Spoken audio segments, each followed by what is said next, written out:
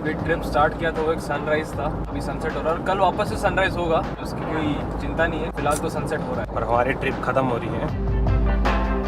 तो ये जो हमारा ड्रीम ट्रिप है ये तो कैंसिल हमने कर दिया, वापस जा रहे हैं मुंबई की तरफ। लेकिन क्या रीजन है जिसकी वजह से ये ड्रीम ट्रिप को कैंसिल करना पड़ रहा है, उसके ऊपर मैं थोड़ा बात करना चाहूंगा। पहला जो रीजन जहां से ये थॉट आया कि ड्रीम ट्रिप को कैंसिल करना है, वो ये कि एक इमरजेंसी है जिसके लिए मुझे मुंबई जाना है। 4-5 दिन का वक्त चाहिए मुझे। तो मैंने सोचा था कि मतलब जिस तरह से लास्ट टाइम मैं गया था वैसे ही फ्लाइट पकड़ के जाएंगे, वापस आएंगे, फिर कंटिन्यू करेंगे। ये जब सोच रहा था मैं, एंड देन सडनली थॉट पहुंचा कि वापस जाऊंगा मैं फ्लाइट पकड़ के, ये लोग तो यहाँ पर रहेंगे नहीं, इनको भी वापस जाना पड़ेगा। फिर एक हफ्ते बाद वापस आके इस ट्रिप को कंटिन्यू करना पड़ेगा, उसके लिए भी पैसे लगेंगे। लास्ट टाइम का मेरा जो फ्लाइट का कॉस्ट आया था, खर्चा यहाँ वहाँ का रुकने का, वो लगभग 65,000 से 70,000 तक था। अभी भी अगर मैं जाऊंगा तो अराउंड 40,000-50,000 खर्चा फिर से होगा। ये ट्रिप में हमारे पास कोई बड़ा स्पॉन्सर नहीं है। मुझे पता था कि इसमें खर्चे होंगे, अगर स्पॉन्सर आए या नहीं आए,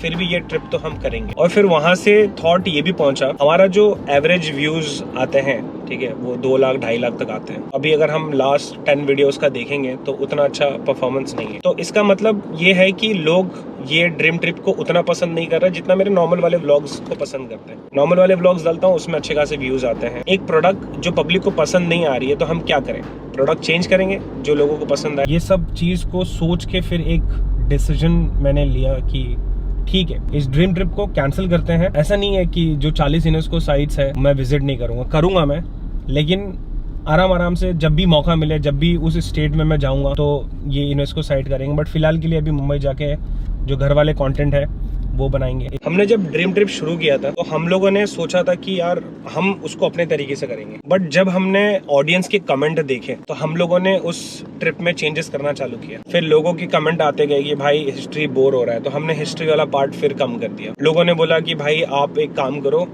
आप ये कर लो, हमने वो किया। पर जब ड्रीम ट्रिप चालू की थी तो ऑब्वियसली ये सब एक्सपेक्ट किया था, शायद लोगों को ना पसंद आए, शायद लोगों को पसंद आए। और उसी रीजन से हम लोग ने कमेंट्स को बहुत सीरियसली लिया था, जिसके मैं खिलाफ थी, क्योंकि मेरे को पता था कि हमारा मकसद है, वी हैव अ विजन, ठीक है, and sometimes you just have to trust the vision. तुम कुछ करने जाते हो तो काफी लोगों के उसमें ओपिनियंस हमेशा होंगे, you will never be able to make everybody happy.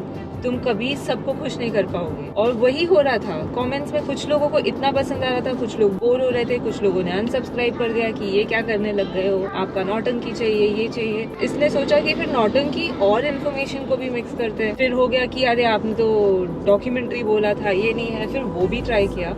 But for me personally मुझे लगा था दिस वुड बी हमारे लिए एक एवोल्यूशन, हमारे लिए in the sense team MSK के लिए एक एवोल्यूशन। अलग वे में भी कंटेंट बन सकता है। वो जो नौटंकी वाला है या वो जो टाइम पास करते हैं, वो जो डेली लाइफ होती है, वो तो ऑब्वियसली आई जाएगी फिर से। बट दिस वाज समथिंग जो एक बहुत बड़ा एक्सपेरिमेंट था इंडियन क्राउड के लिए। आई थिंक ये एक बहुत बड़ा फेल था। तो only reason that I am 100% supportive of this decision to go back to Mumbai is because I strongly believe in do what you want and do what makes you happy. and also changing for the better. अगर ऐसा कुछ हो रहा है कि हमने एक चीज सोची थी और जब उसे मैनिफेस्ट करने गए बार उस तरीके से नहीं हुई, तो तौर तरीके चेंज करने चाहिए। जैसे आप लोग अपने लाइफ में इवॉल्व हो रहे हो, वैसे हम भी इवॉल्व हो रहे हैं। जैसे आप सीख रहे हो वैसे हम भी सीख रहे हैं। मैं ये नहीं कहूंगा कि यहाँ पर मैं फेलियर हूँ। देखो, फेल में और फेलियर में फर्क होता है। सो मैं इस ट्रिप को लेके मुझे लगता है कि मैं फेल हुआ हूँ, लेकिन मैं फेलियर नहीं हूँ। वापस चीजों को समझूंगा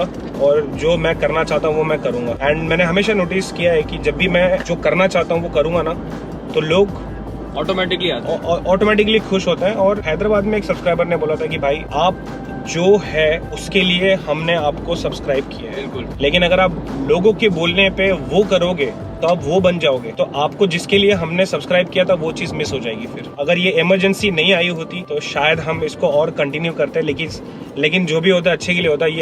अगर ये ड्रीम ट्रिप आप लोगों से जुड़ा नहीं होता ना, तो इसको मैं एनी हाउ कैसे भी करता, चाहे वो 3 महीना लगे या 4 महीना लगे। मैं थोड़ा अंदर से अपसेट हूँ। जो मैंने डिसीजन लिया है वो बहुत ही दिल पे वेस्टर्न घाट वाला पहाड़ रख के लिया है, भर के।